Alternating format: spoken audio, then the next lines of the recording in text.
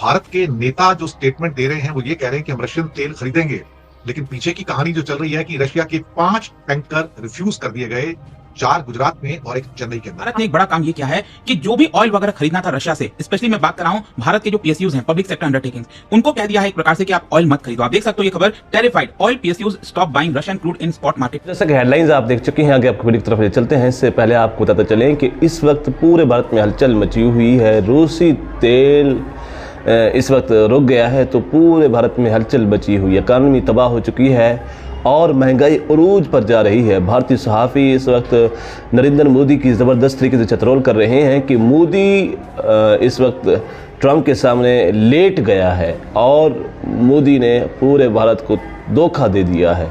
तो इसी वजह से पूरे भारत में हलचल मची हुई है। आगे आपको वीडियो की तरफ ले चलते हैं। सरकार ने कह दिया भाई हम तेरा तेल नहीं लेते, हमने तेरा तेल ले लिया तो ट्रंप मेरा तेल निकाल देगा। अल्टीमेटली साहब ये टैगोर को डाइवर्ट कर दिया गया। नौबत ये तक आ गई है कि कुछ ऑयल टैंकर्स भारत पहुंचने ही वाले थे, गुजरात और महाराष्ट्र के जस्ट कोस्ट के पास ही है वो, लेकिन वो भारत एंटर नहीं कर पा रहे हैं। एक तरफ सरकार दावे कर रही है कि भैया हम तो रशिया का ऑयल खरीदेंगे और कोई हमें रोक नहीं सकता, हम अपनी ऊर्जा की जरूरतें पूरी करेंगे रशिया से। अगर सब कुछ था तो फिर ये 5 टैंकर क्यों वापस कर दिए? रशिया की कहानी जो चल रही है कि रशिया के 5 टैंकर रिफ्यूज कर दिए गए, 4 गुजरात में और 1 चेन्नई के अंदर। अब आप बताइए इससे बड़ी कहानी और क्या हो सकती है कि ये कहते हैं कि हम किसी के प्रेशर में नहीं आएंगे, तो भाई 5 टैंकर का जो तेल आया हुआ था उसे क्यों रिफ्यूज कर दिया? देखो जी, जनता को क्या दिखाया जा रहा है और क्या बताया जा रहा है, क्या क्या नहीं हो रहा है इस हिंदुस्तान के अंदर। और सरकार सोचती है कि मैं बहुत सारा झूठ बोल लूंगी तो लोग उसको पचा लेंगे।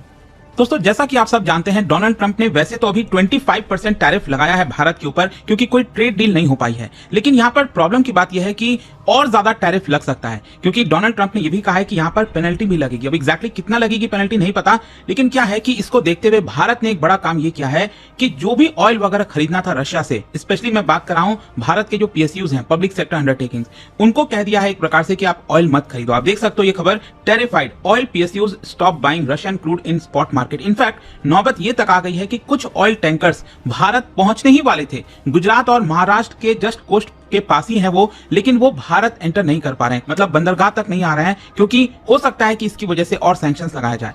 एक तरफ सरकार दावे कर रही है कि भैया हम तो रशिया का ऑयल खरीदेंगे और कोई हमें रोक नहीं सकता, हम अपनी ऊर्जा की जरूरतें पूरी करेंगे रशिया से।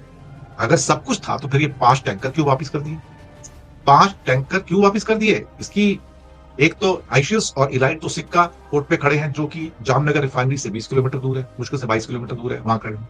उनको अंदर आने की परमिशन नहीं है और पोर्ट ने कहा कि भैया मैं मर जाऊंगा तुम्हारे चक्कर में, क्योंकि तुम्हारे ऊपर ईयू की सैंक्शन लगी हुई है। अब इसके अलावा 3 और शिप्स, ये 2 शिप को एंट्री नहीं मिली है, 30 तारीख से वेट कर रहे हैं, इनको एंट्री मिलेगी नहीं, इनको शायद बोल दिया गया कि अपना जहाज लेके वापस चले जाओ, तुम्हारा माल मैं खरीदने वाला नहीं। इसके अलावा एक टैगोर शिप था, टैगोर एफ्रामैक्सिस टैगोर, इसने चेन्नई की रिफाइनरी में आना था, चेन्नई में इसने क्रूड ऑयल को जो रशिया से लाया था ऑफलोड करना था। इसके ऊपर और 2 शिप्स है, गुनाइन एंड टैसुस, इन तीनों के ऊपर यूज की सैंक्शन आ गई। ये चेन्नई में आना था, तो आते आते सरकार ने कह दिया भाई हम तेरा तेल नहीं लेते, हमने तेरा तेल ले लिया तो ट्रंप मेरा तेल निकाल देगा। अल्टीमेटली साहब ये टैगोर को डाइवर्ट कर दिया गया। टैगोर चला गया अब दलियन चाइना के अंदर, यानी कि इंडिया ने उसको डॉकिंग की परमिशन नहीं दी। टैसोस दूसरा शिप जो था, बड़ा टैंकर था, वो भी रशियन, वो भी सैंक्शन में आ गया। उसको पोर्ट सैयद इजिप्ट भेज दिया गया कि भैया तुम वहां चले जाओ, हमें नहीं चाहिए, तुम्हारी जरूरत है। इसके अलावा एक ग्वानयिंग शिप है जो रिलायंस के लिए तेल लाता था, वो भी सिक्का पोर्ट पे आया, उसको रिलायंस इंडस्ट्री ने हाथ जोड़ दिया और कह दिया भैया तुम वापस चले जाओ, नहीं चाहिए। रशिया के ऊपर, क्योंकि यूक्रेन वॉर चल रहा है, इसको देखते हुए यहाँ पर भारत को अच्छा खासा डिस्काउंट देने लगा रशिया, जिसकी वजह से हम रशिया से स्पॉट मार्केट परचेस करने लग गए। मतलब जितना हमें रिक्वायर्ड होता था, डिमांड होती थी, उतना रशिया हमें सप्लाई कर देता था अच्छे डिस्काउंट में। खैर, यहाँ पर अब हो क्या रहा है, देखिए आप सब जानते हैं कि जिस तरह की सिचुएशन बनी है पिछले 1-2 दिनों में, पता चलता है कि 4 मेजर पीएसयूज, जो कि आप नाम देख सकते हो, Indian oil corporation, Bharat petroleum corporation limited BPCL, HPCL और Mangalore refinery and petrochemicals limited, ये जितने भी 4 पीएसयूज हैं ऑयल रिफाइनिंग कंपनीज, उन्होंने रशिया से स्पॉट मार्केट में ऑयल खरीदना रोक दिया है, उसको पॉज कर दिया गया है और ये डिसीजन आज से ही लागू हो गया है एक प्रकार से। खैर, इसका कारण क्या है? देखो, एक कारण ये भी बताया जा रहा है, मैं आपको बता दूं कि पहले जो हमें डिस्काउंट मिलता था रशिया से, शायद वो अभी डिस्काउंट नहीं मिल पा रहा है। तो जैसे कि वीडियो आप देख चुके हैं कि इस वक्त भारत की तबाही का बटन दब चुका है, पूरे भारत में हलचल मची हुई है, मोदी की ज़बरदस्त तरीके से चतरोल की जा रही है, क्योंकि इस वक्त रूस ने तेल बंद कर दिया है। तो अगर आपको हमारी इसी तरह की वीडियो अच्छी लगती है तो हमारे चैनल को सब्सक्राइब ज़रूर करें और घंटी के बेल आइकन को भी ज़रूर दबाएं।